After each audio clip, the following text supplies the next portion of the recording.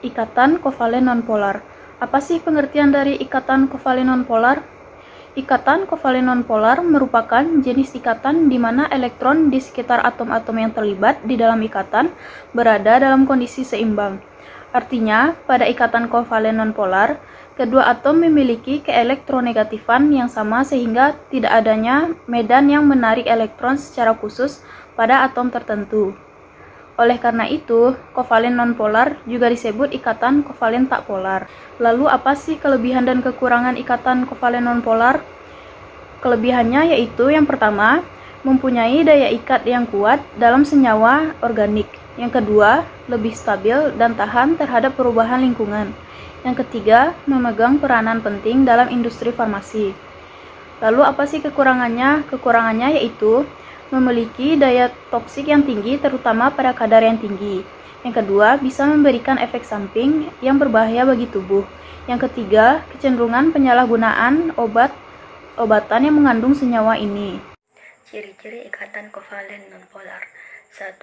Tidak larut dalam air. Senyawa polar cenderung larut dalam air. Namun, senyawa ikatan kovalen nonpolar tidak larut atau sedikit larut dalam air karena interaksi polar dan nonpolar yang rendah. Air adalah salah satu molekul polar. Molekul polar memiliki muatan positif dan negatif yang terdistribusi secara tidak merata sehingga dapat berinteraksi dengan senyawa polar. Namun, ikatan kovalen nonpolar tidak memiliki muatan yang terdistribusi secara tidak merata, sehingga tidak dapat berinteraksi dengan air yang polar. Ketika senyawa nonpolar dilarutkan dalam air, senyawa tersebut tidak terurai menjadi ion-ion seperti yang terjadi pada senyawa ionik. Sebaliknya, senyawa kovalen nonpolar tetap berbentuk molekul netral karena tidak ada interaksi antara muatan positif dan negatif pada senyawa nonpolar dengan muatan polar pada air, sehingga senyawa kovalen nonpolar tidak larut dalam air. Hal ini juga berdampak pada kemampuan senyawa kovalen nonpolar untuk menghantarkan listrik. Senyawa kovalen nonpolar yang larut dalam air tidak dapat menghantarkan arus listrik karena tidak ada ion yang terbentuk. Ciri-ciri yang kedua adalah larut dalam pelarut nonpolar. Senyawa kovalen nonpolar larut dalam pelarut nonpolar karena keduanya memiliki sifat yang sama, yaitu tidak memiliki muatan listrik bersih dan tidak memiliki kutub positif maupun kutub negatif. Senyawa kovalen nonpolar terbentuk dari ikatan kovalen di mana pasangan elektronnya digunakan bersama dalam ikatan kovalen dan lebih tertarik pada atom yang memiliki keelektronegatifan yang sama. Karena senyawa kovalen nonpolar yang dapat larut dalam pelarut nonpolar seperti minyak atau bensin, keduanya memiliki sifat yang sama. Kesimpulannya, kelarutan suatu senyawa dipengaruhi oleh polaritas ikatan kimia dalam senyawa tersebut. Kenapa sih senyawa larutan nonpolar itu tidak memiliki dalam bentuk padat atau cair? Senyawa nonpolar memiliki ikatan kovalent dengan distribusi elektron seragam di antara muatan-muatan positif, negatif, dan ionon. Karena itu, kalian mengenali antar molekul dalam senyawa nonpolar aktif. Nah, di sini kita bisa amati yaitu dry ice seperti air hangat dan sabun menghasilkan uap atau sebuah karbon dioksida. Kenapa itu bisa terjadi? Karena dry ice yang bisa disebut karbon dioksida tadi ada contoh senyawa nonpolar yang dapat berada dalam bentuk padat atau cair. Meskipun senyawa nonpolar tidak memiliki muatan yang dapat menghantarkan listrik dalam bentuk padat atau cair, ini terlihat struktur dan ikatan dalam molekul karbon dioksida. Ini menunjukkan molekul-molekul CO2 saling berdekatan membentuk struktur padat atau cair, meskipun tidak ada muatan negatif yang bergerak. Namun saat karbon dioksida padat atau cair berada di dalam bentuk ini, mereka masih tidak menghantar listrik karena kurang muatan yang dapat bergerak di bawah. Nah, hal itulah senyawa nonpolar bisa disebut tidak konduktif dalam bentuk padat atau cair. Nah, selanjutnya senyawa nonpolar itu bersifat netral secara listrik. Nonpolar bersifat netral secara listrik karena dalam senyawa nonpolar elektron di antara atom terdistribusi dengan merata. Dalam ikatan kovalen nonpolar, atom-atom berbagi pasangan elektron secara seimbang sehingga tidak ketika elektron-elektron tertuju dengan merata terdistribusi secara merata, tidak ada berarti cuma suka muatan positif dan muatan negatif dalam suatu sistem muatan tersebut bersifat sama. Sehingga ketika dilakukan tidak menghasilkan muatan positif atau muatan negatif, sehingga mereka saling menyatakan atau total muatannya menjadi nol. Berikutnya adalah contoh molekul kovalen nonpolar.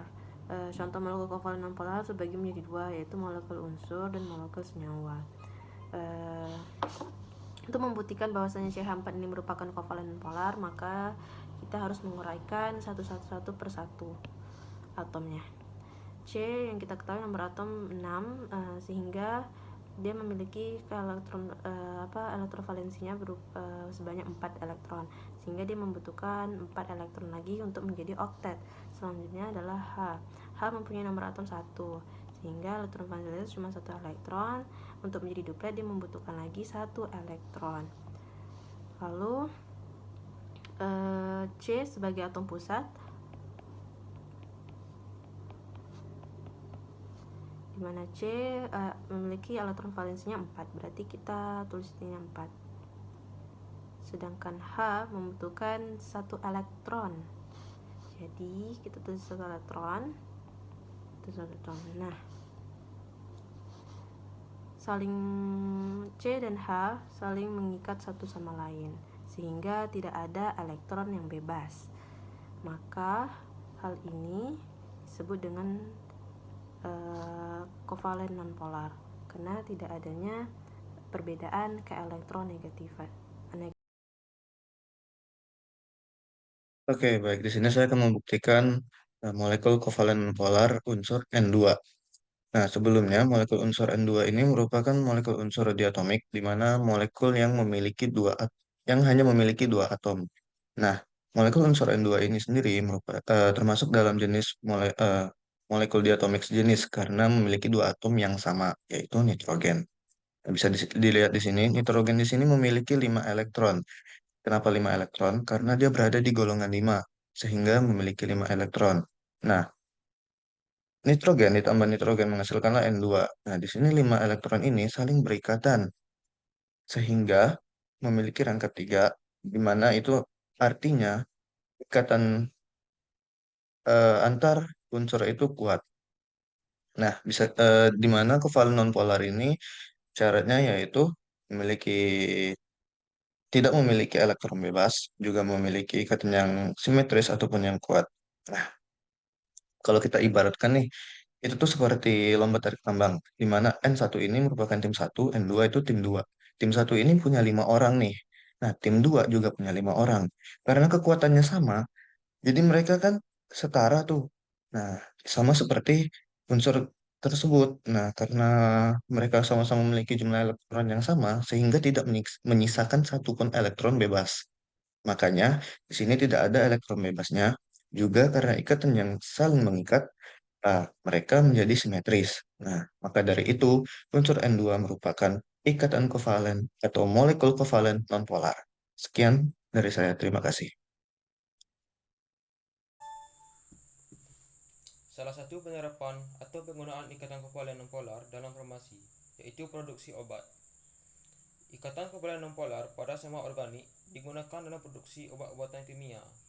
Dalam konteks farmasi, penggunaan ikatan kovalen nonpolar sering terjadi dalam pembentukan molekul-molekul obat atau senyawa-senyawa farmasi. Salah satu contoh yang umum adalah dalam struktur molekul lemak, lipid, atau minyak, di mana ikatan kovalen nonpolar menghasilkan rantai karbon dan hidrogen yang stabil dan tidak larut dalam air. Ibuprofen adalah salah satu contoh obat yang diproduksi menggunakan ikatan kovalen nonpolar. Ikatan kovalen nonpolar dalam molekul-molekul ini memainkan peran penting dalam interaksi obat dengan reseptor tubuh, memungkinkan mereka untuk meredakan nyeri dan peradangan.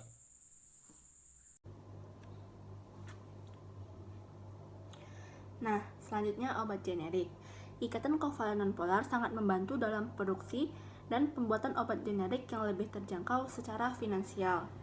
Penggunaan ikatan kovalen nonpolar dalam obat generik sering terjadi karena ikatan ini dapat memengaruhi sifat fisikokimia dan farmakologis dari senyawa-senyawa tersebut. Sebagai contohnya, yaitu peningkatan bioavailabilitas. Obat generik sering dirancang untuk memiliki struktur sama dengan obat paten yang sudah ada. Nah, dengan menggunakan ikatan kovalen nonpolar pada bagian molekul tertentu, obat generik dapat memiliki sifat yang mirip dengan obat paten, termasuk peningkatan kelarutan dalam bioavailabilitas. Ini saya akan menjelaskan pengaruh ikatan kovalen nonpolar terhadap sifat obat. 1. Pengaruh farmakokinetik. Senyawa dengan ikatan kovalen nonpolar cenderung terabsorpsi lebih lambat di dalam tubuh karena tidak dapat larut dalam air. Kedua, pengaruh farmakodinamik. Pengaruh ikatan kovalen nonpolar cenderung memiliki efek terapeutik yang lebih tahan lama karena stabilitasnya tinggi. Yang ketiga, pengaruh farmakodinamik. Beberapa senyawa dengan ikatan kovalen nonpolar cenderung lebih sulit untuk diekspresikan dari tubuh sehingga dapat memicu efek samping yang lebih buruk.